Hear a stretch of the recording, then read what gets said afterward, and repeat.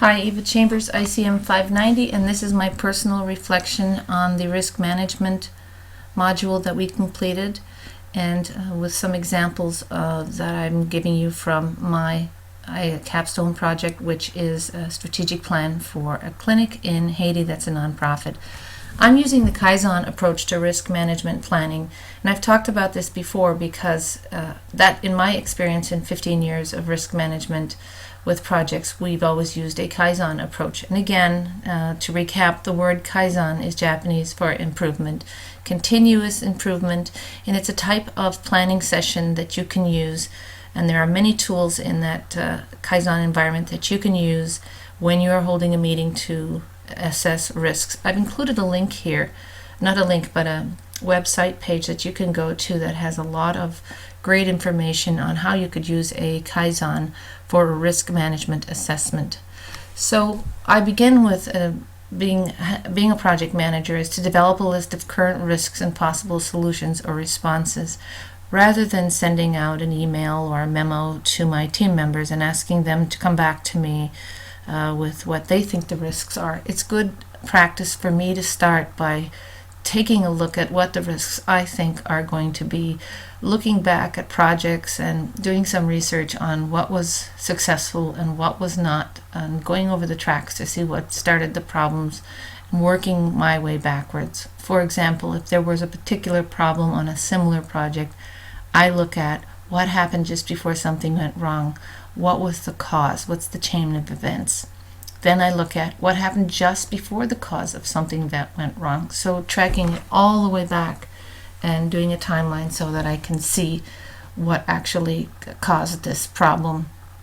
And then once I've done this risk assessment myself as a project leader, I would bring the team together while planning the project. And before you start to discuss the risks, present the ideas that I've had and ask them each to then also come back with their risk assessments, setting a framework and some methodology for how you're going to approach risk assessment. And again, there's lots of tools that Kaizen allows you to use in risk assessment, and one of my favorites is asking people to look at categories of risks, leadership, resources, safety, and I've chosen these as 3 key risk categories for my capstone with the Haiti project. And for example, when I have board members, I've done this risk assessment with them, come asking them to use different types of sticky notes in a room to represent problems. For example, we have some resource risk issues to this project, so we take all of those and itemize them and put them on one area of the blackboard, perhaps with sticky notes and using a different color. And then safety has recently become a big issue, possible threat to our project and a risk, so we use blue stickies to talk about safety. In my project risks, we did a SWOT and PEST analysis because there is a strategic communications element involved. And, we're in an open systems environment, and we looked at what some of the key risks were. And 3 months ago, political environment and rioting in Haiti would not have been at the top of my risk assessment, but because of the recent elections, I've had to consider that very carefully. So safety is now a big threat, and it could be a showstopper to our project. 3 months ago, resources would have been the biggest issue and risk to our project because of getting enough money to go, but we've now had a new issue come up with the safety because of rioting around the elections. And what's interesting about this is that if you do one risk assessment and then you don't go back and look at your risk management again for 3 or 4 months, you could have the wrong set of priorities. So with a project like this, you really have to look at things month by month and sometimes even week by week. We also have another concern with safety, and which is that we've realized that the location where we're going to have 15 volunteers, some of them doing research, we found out there's very badly contaminated water at the location we're going to stay at that could make us all sick, and not just in drinking it, but the food that will be bathing in it, but the food that will be provided. Of course, we'll drink bottled water, but again, we have to take now another safety issue. So once again, safety is becoming the number one problem with risk to the project, and we are addressing that in many different ways.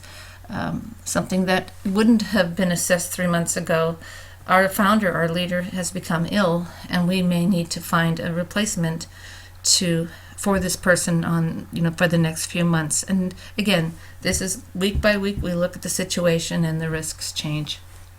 Of course, resources are an issue as well, but we have now identified some backup plans to address that. So the point of this slide is really doing a SWOT and pest analysis and understanding that risks change and that you have to constantly take a look at what's the latest threat to the project, or what's the rate, what really matters. So prioritizing the risks, categorizing them, what's a showstopper, those become the number one risk. It's not just a list of risks and how you would solve them, but a list of risks and where they are on the priority scale, which ones have the most financial impact on the project, and which ones can be overcome with solutions, and which ones you really need to prioritize. So one of the things you do when you finish the risk management is, at least in my experience, is report that out to management and get their buy-in on what you think the solutions are. If the risks are that the project is not funded well enough, they may be able to help you with that. So that's a very important step, not just to do the risk management session and assessment, but to make sure that the right people know about what the outcome is and see if you can get help. And my favorite example is that, and I didn't see this in the readings, but I've seen this in a lot of projects, is that sometimes when you're reporting out to the management team what you see the risks are, watching their reaction, using that opportunity to assess risk in your management systems.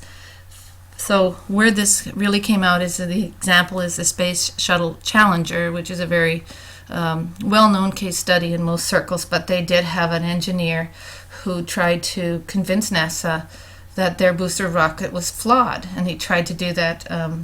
The warnings the day before the Space Shuttle Challenger exploded over Florida, and so why wasn't this person's voice heard, and why was he ignored? And NASA did a study and realized a risk management inconsistencies between the contractors and between NASA, and they realized that one of the biggest risk management things that they didn't look at was how management itself worked and looked at risk assessment.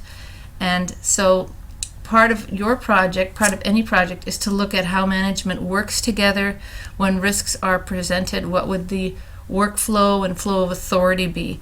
And I have listed a link here for the MIT Aeronautics and Astronautics report from NASA that kind of goes through how that risk was missed when they were looking at things. Back in the 80s, sure, they were focused on all of the technical issues, but nobody ever thought that how management interacts with each other between two companies could actually end up in this explosion. So thanks for listening, and good luck with your project.